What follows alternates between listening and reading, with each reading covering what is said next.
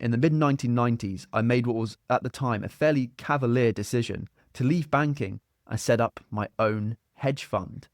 I was 29 years old. Truth be told, I didn't really know what I was doing, but luckily, I did reasonably well. I went from managing a small amount of money to a lot, close to $1 billion. My team grew from 4 or 5 people to 30, and my life went from being quite enjoyable to horrible. There was a huge amount of pressure because we were looking after a lot of people's money and careers.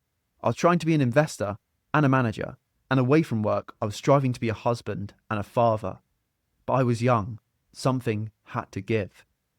Ultimately, it was my marriage that didn't survive. That was 2006. I had 2 small kids. It was very tough. A low moment in my life. 2 years later, the world I'd be operating in collapsed.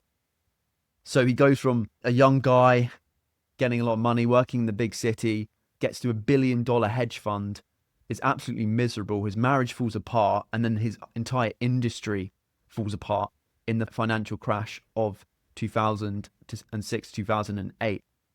And he says he was absolutely miserable. He was depressed. And to escape this, he says, from 2003 to 2004, my only salvation, the only way I could get peace and comfort, was to get away. I'd gone to some of the most remote parts of the world. Why not? I thought. Why not go to Greenland, Iceland, Chile, where no lawyers or investors can get in touch with me? Looking back now, I realised I was escaping. Ended up producing a book called Nowhere. And it's just a kind of mix of different landscape shots from his travels. He says, I was on a journey and it seemed the right thing to do at the time. I needed to have something else, a passion to channel my energy into.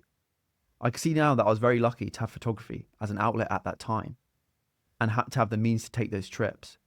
I remember someone who worked in my industry saying to me at an event, David, you seem much more comfortable with a camera in your hand than a Bloomberg machine.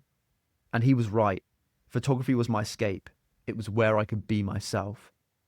So he starts to realize that this hedge fund isn't for him, and his passion for photography is slowly coming back into his life. And he ends up staying in his hedge fund for quite a while, but a few years later ends up closing his hedge fund, I think in 2014, maybe 2012, 2014, and starts his career as a fine art photographer. But he spent 5 years in his spare time researching and making a business plan so he could succeed in photography and actually make a profit and provide for his children doing so.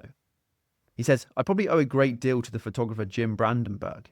I've never had the privilege to meet him, but his iconic picture of half a wolf's head jutting out from behind a tree is widely credited as a key moment in the history of wildlife photography. This was what made me realise that I wanted to pursue a career as a fine art photographer using wildlife as my subject. So he's very against the term wildlife photographer. He sees himself as a fine art photographer and his subject mainly wildlife.